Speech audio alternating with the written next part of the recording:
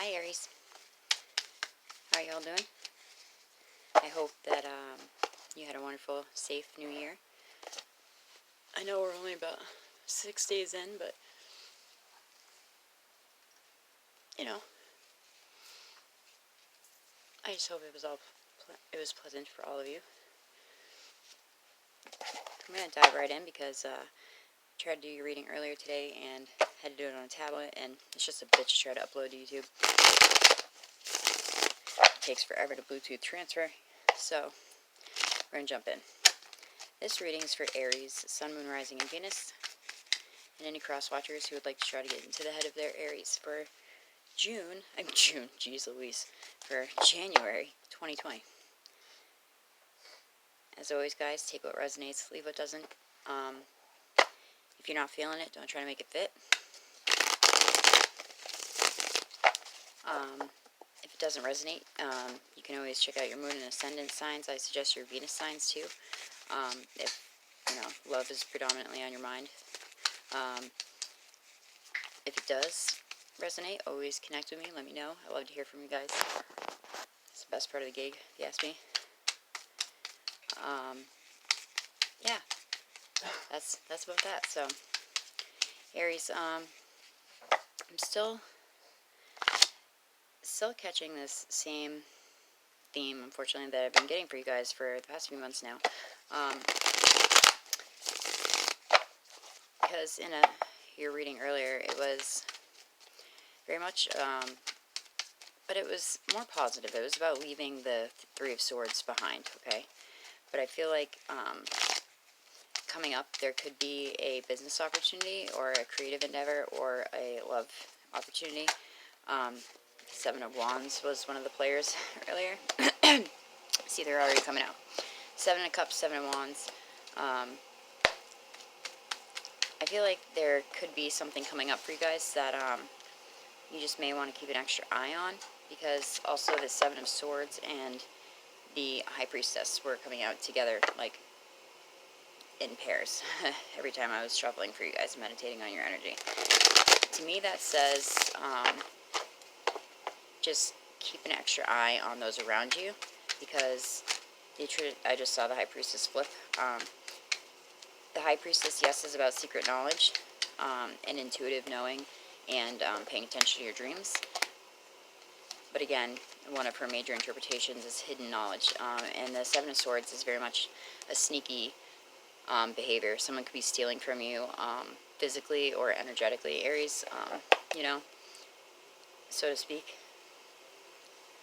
So I want you guys to keep an eye out for that. And as for the creative endeavor or work offer, I don't think it was all, smoke and mirrors, but just keep an extra eye on, what these people are saying to you, and just use discernment this month, I feel like saying to you, Aries, because some of you could be getting, there's your major on the bottom of the deck, some of you guys could be getting, false offers, people maybe even meaning well, but them just not coming to fruition. Maybe they're confused themselves about the position that they're proposing to you. I was going to do an astrological inspired spread like I did, I believe, in January 2018, like coming into that year, but I just wasn't feeling it for you guys, so I said, fuck it, we're just going to go the intuitive route like I have been for a while on the channel now. So, yes, the Magician falls out again with the Two of Swords. Now, I feel like some of you guys are definitely connecting with some air signs, Gemini, Libra, Aquarius, and also Virgo, and possibly Capricorn here as well, because we have the Judgment card. Judgment card is ruled by Saturn, so for me as a reader, it represents Capricorn. Okay, we need 4 more cards, please, for my Aries. Oh, see? Motherfucking Seven of Swords. I told y'all. I fucking told y'all. This person, this energy, it could be you, Aries, but I doubt it. I'm not feeling that.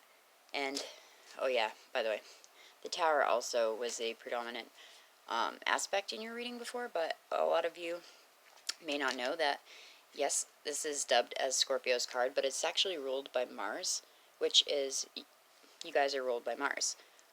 Mars is Scorpio's ancient ruler. We're technically ruled by the non-planet planet Pluto now. Anyway, this asshole right here is, like, just so stoked that he's being a piece of shit. Like, he has all the swords he can grab, and then some. And he's just, ugh. Ever since I started reading tarot, I just look at this card and I'm like, you smarmy fuck, I don't like this energy when it comes out. That being said, with this tower, I feel like is already come to pass. It was whoa, that one was hugely, wow. I feel like it's the pertaining to the Three of Swords energy that was coming out for you guys so much at the end of last year. But this Seven of Swords energy, I feel like, is new coming in. And pairing it with the Seven of Wands, like, you're going to stand your ground to this person, I hope. But I feel like you need the, you know, you can't just go around accusing people, Aries, and you guys are you're realists, you know. You're pretty, straightforward people. 2 more cards, please, for my Aries. So we do have some similar cards here. Whoa. And we do have me throwing the deck as well. So that's fun. Fool, the Hangman, 8 of Swords, 4 of Cups. Hanging around in a situation, you feel trapped, you feel bored, but breaking free from it and embarking on your new adventure. Last card to pick up, King of Wands. Alright, if we could do this neatly, please, that would be nice.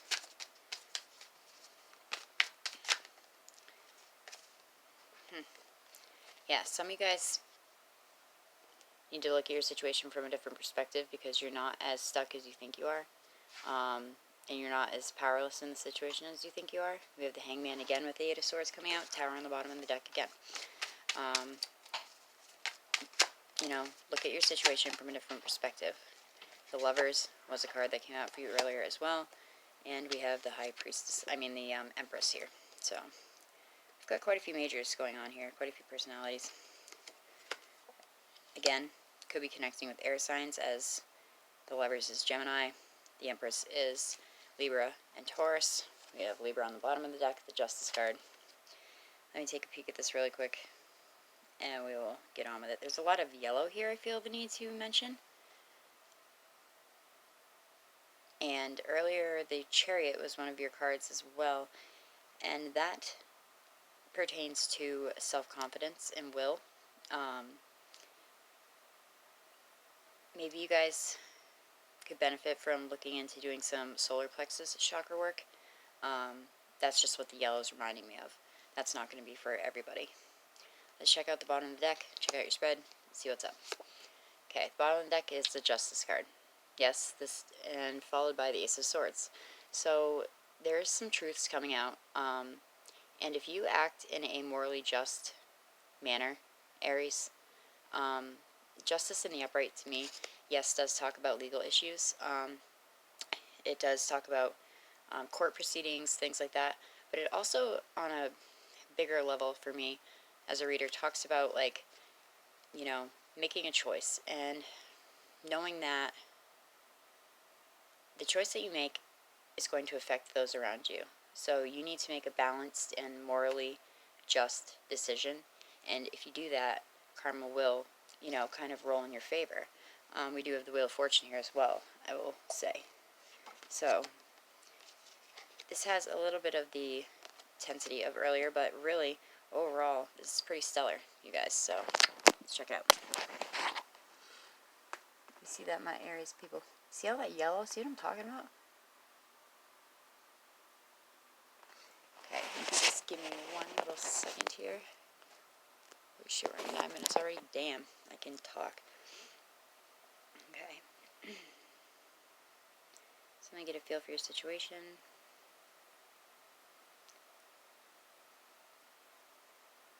Some of you guys are moving forward. Okay? You have done the thing. You've done the damn thing. You've made the decision. because the Two of Swords is about the thought before the action, okay? And you realized that you were coming to a crossroads in your life, in work, in a family dynamic, in a relationship. There was this constant struggle between defending yourself and becoming defensive, Aries. This is also the card of the Advocate, I just want to say, and you could have really been speaking up for someone who really couldn't defend themselves in a way. But mostly I feel like this is you guys taking a stand. Okay? Finally, like, fuck this. I'm out. Okay? That being said, I feel like that is how the Tower was coming into play a lot in your pre-shuffle. You were able to cycle that out, because with the Two of Swords, that's the thought before the action. You know, you're constantly defending yourself, you're on the defense, and the universe is recognizing that you're doing the work. The Wheel of Fortune ushers in a new phase, okay? Ushers in a new phase in your favor, more specifically.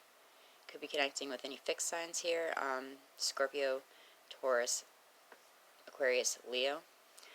Definitely Taurian energy, because, again, we have the Empress here, which is Libra and Taurus.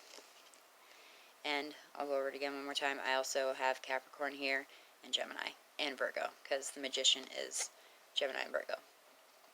Now, I feel like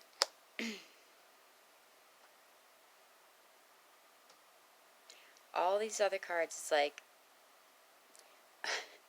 I'm hearing the Old Sesame Street song, which thing does not belong with the other? I can't think of the rhythm. One of these things is not quite the same. Basically, what I'm trying to get at, horribly singing it to you, is everything else seems to be in flow here, except for this guy. He's sticking out like a sore thumb. Okay? Because, you know, we have the two huge cards of manifesting, okay? The Magician and the Nine of Cups. Yes, while he is looking a little smug, but it's because, you know, things are working out for him. So, I mean, I guess everybody tends to be a little smug when things are rolling in their favor sometimes. The Magician is all about knowing that you have everything at your disposal, Aries, to manifest whatever it is that you want right now. And pairing that, the Magician, with the Empress on top of the Nine of Cups, this is like abundance on any level. Spiritual, material, emotional, physical. Like, you guys are wanting for nothing in this new phase. You're forging ahead. Three of Wands. Envisioning your future. You know, they say waiting for your ships to come in. Ari and I will tell you this is the Celebrate Your Weirdness card, because this, a little brought to the light interpretation of this is, you know, act the way that you, be yourself, Aries, and act the way that you are, and not who you think people want you to be. But basically, this guy is waiting for, you know, shit to line up for him. And backed up by these cards, it looks like things could be really supremely rolling in your favor, dude. Like, look at that lineup. Wheel of Fortune, Empress, the Magician, and the Nine of Cups. Boom, boom, boom, boom. That's, like, pretty heavy, actually. Heavy in a good way. But something closed out first. And hopefully it was anyone that was not serving you, anyone that was, you know, being sneaky towards you, anyone that made you feel like you had to be sneaky with them because you couldn't say anything, you know, without being defensive or being, you know, defending yourself. Literally crossing swords with someone. Lovers here is not always about, you know, the hunky-dory side of love. The Lovers card very much talks about a choice in your love life. And, you know, some people see it as like the Twin Flame card or the Soulmate card. I see it as, you know, more of a commitment, or not. But you consciously making that decision, you know. It's about a choice in love. Are we going to move past the past and, you know, look headlong into our future together? Or are we going to call it quits? And from just basically the cards that are here, if you and your partner have come through the bullshit of 2019 that may have gone on and are still together, it's looking like you guys are manifesting some pretty amazing shit together. But just don't keep any secrets from each other. Okay, don't be doing, you know, any sneaky stuff behind each other's backs. It has to be all left out on the table, okay, for this to work, for you to manifest this positivity that's here. Finally, I come to the Judgment card. Aries, this is about not how other people judge you. This is about how you judge yourself in any given situation, okay? This card is also called the Fame card, I feel like. I need to tell you right now. I don't usually incorporate that, but you could be,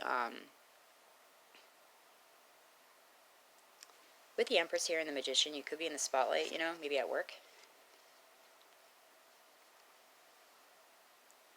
And, you know, the want for nothing, because resources are just naturally flowing to you, because you are resourceful, or you are in this energy, anyhow.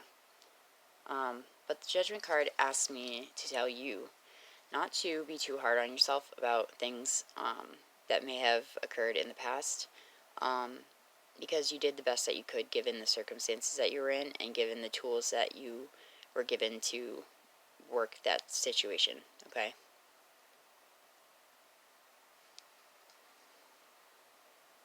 Forgiveness, too, I just heard. Like, this card has always got me a little weird, because it reminds me of the Christian belief of the rapture, but maybe you need to forgive yourself and give yourself a break. Some readers will say that it's about someone coming back around, asking for a second chance. I don't think that's what this is here. Aries, I think this month is about you. Don't you like to hear that? I think that this month is about focusing on your goals,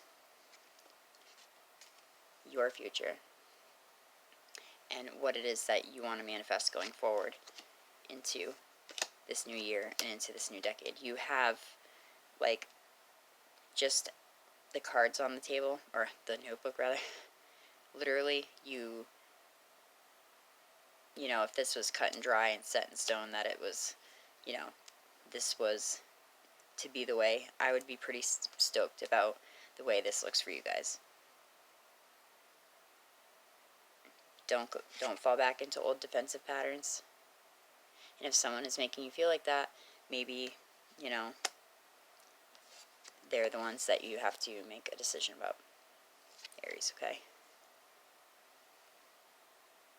I don't know if I have any oracle cards down here. I don't believe I do. Hold that thought. Okay, what did I grab for you guys here? Moonology, the Romance Angels, and the Crystal Medicine. Oh! Oracle. Jeez Louise, I tell you. I'm gonna go Crystal Medicine, Oracle. Please don't drop the phone. Alright. So, Aries, like, you know, in closing, since about June, I want to say, I've been feeling like the same storyline for you guys over and over. You know, and I feel like finally you're breaking free from that. Whether it's with or without somebody, that doesn't matter. What matters is that you are breaking free, confident in the direction that you're going, and happy about it, okay? Obviously, that sounds very silly to say, but you'd be surprised how many people don't think about that for themselves. Alright, any extra messages for my Aries, please? This deck feels so small now. It's a circular deck as well, like the, oh, jeez Louise. I'm just fucking getting schooled. I'm like, oh, it feels so easy. And it's like, nope. Don't act like that, because we're going to show you up. Compared to the Archetypes deck, which is 78 circular cards, though, this does feel a lot easier to handle than it did at first. Circular cards of any number are kind of a bitch to handle. Okay. That's what just fallen down. Okay. Rebirth we have here. It's a very beautiful card, yes. Rebirth. The the nature element is spring, and Shiva Lingam is the crystal medicine element. It's that brown stone with the light and dark brown in it. They're kind of rice grain shaped, I want to say sometimes. Alright, what else we got? Ooh, nice. Sick. Inner wisdom. Look at that. Let's get that glare off there. Mother Gaia is the nature medicine of this, and Gothite. I always cannot say that. Yeah, Gothite. It's a black crystal, I know that. Inner wisdom. Like wearing this way around. Oh, and would you look at that? Moving forward on the bottom of the deck. Moving forward. Air is the nature element, and I can't talk tonight. Serpentine is the crystal, which I believe is related to Scorpio, I want to say, zodiacally speaking. Alright, so we have 21 and 17. That's your numbers. Where is 21? Alright, come on, don't prolong this. Alright, rebirth. You have, okay, here we go. You have called this card today as confirmation that you are currently undergoing a time of rebirth. Sounds familiar, right? This is an opportunity for you to shed an old skin and old ways that are no longer serving you. A time of birth, and a time to birth deeper aspects of yourself. This is a natural part of life. When the old is no longer required, an opportunity is offered to you, for you to birth into a new state of being or consciousness, which looks like definitely a new state of consciousness is on the plate as well. Do you feel that the universe has pulled the carpet out from under you and all you used to know is no longer working? Is there a dead end at every turn? Are you being challenged by situations and people around you? Are you experiencing a stirring inside and noticing that your tolerance level has decreased? These are all signs that rebirth is in order. It can be uncomfortable, and you are encouraged to let go of when you are encouraged to let go of aspects of yourself that you may have thought kept you safe. You are encouraged to trust in the guidance of your own soul and surrender to a deeper sense of yourself as you fall into the fire and rise from the ashes. It's a powerful time in your life. I think it's going to be a powerful time in general for a lot of people, if we so allow it. So make sure to honor yourself in this sacred time of growth and expansion. Be still, listen to your gut instincts, and follow the path of your heart, even if it scares you. Make sure to listen to your own wisdom and dance to the beat of your own drum. That's that celebrate your weirdness card. And inner wisdom, I think it's going to tie in quite nicely tonight with what we just heard for you. Inner wisdom, boom. You have called upon this card today to let you know that the wisdom you are searching for is within you. It is easy at times to look outside of ourselves for guidance and answers. However, right now your wisdom is coming from within. You are connected to the all-knowing divine wisdom of the universe, a wisdom that is available to you at all times. You have the wisdom of your life experience and those of your ancestors ready for you to access. Have you been looking for answers outside of yourself? Are you getting conflicting messages? Are you challenged when listening to your own intuition? Maybe that's what that Seven of Swords and the High Priestess is about. Like, not trusting your own intuition and feeling. Yeah, that makes sense. Anyway, it is time to look within and trust the answers and guidance you have within you. However, sometimes this can be challenging. The more you do it, the easier it will become. Create some time in your schedule to meditate, as this is the perfect environment for you to allow your inner wisdom to shine through. Connecting deeply with the earth will also assist you to connect to the wisdom of your ancestors. Okay, that's it for that. But I do want to add to that, meditation people really take super seriously, and it is serious, but it's not as, like, daunting as people make it out to be, okay? You are allowed to have thoughts during meditation. That's a common misconception, that you're supposed to clear your mind completely. Yes, the goal is to clear your mind, to let whatever come in. But if you have a thought, Alan Watts says, recognize it and let it go. You know, don't get stuck on the fact that you are thinking thoughts. Your brain is constantly going. It's going to think thoughts, whether you want it to or not. You know, and usually I don't read the meditation or the ceremony that it gives, but I'm going to. Find a quiet moment in the day and go lie in this on the land somewhere. Now, if you're in New Hampshire like ourselves, maybe not possible right now. Close your eyes and relax into your breath. Feel Mother Gaia under your body and feel into her presence. Visualize a cord extending down to the earth from the bottoms of your feet. You can do that standing up. You don't have to lie down. I've done that before to ground myself to the earth. You can visualize a cord, or you can visualize roots literally growing from the bottoms of your feet into the earth. Send the cord all the way down to the heart of the earth and wrap it around the center. Mother Earth will feel your presence and send her her powerful healing love. Draw this love up through your feet into your heart on the in-breath. On the out-breath, send the love throughout your body. Do this for about 10 minutes.